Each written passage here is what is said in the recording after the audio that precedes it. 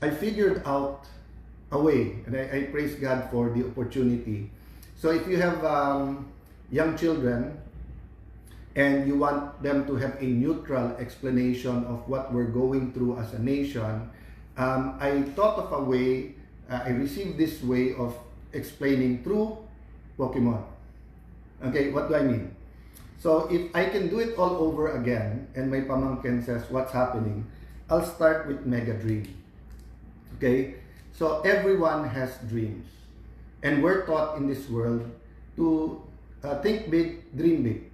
Lalo sa Taguig, yun ang ano namin, may kanta pa na think big, dream big. So etong series na to, Mega Dream. So let me start with this, no?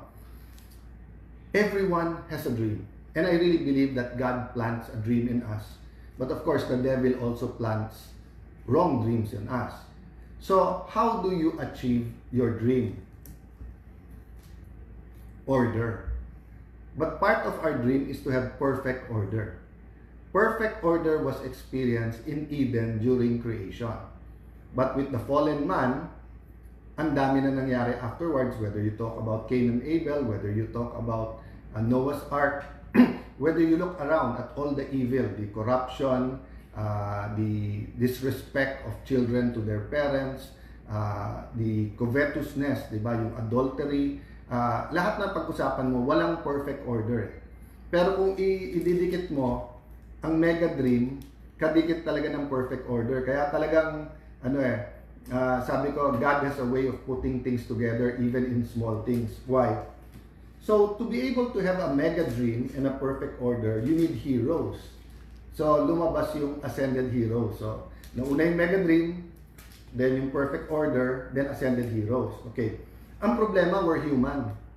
So, yung nababasa natin sa comic books or napapanood natin sa Netflix or napapanood natin sa sine, yan yung mga heroes, kaya nga meron din villains, di ba? May bida, may kontrabida.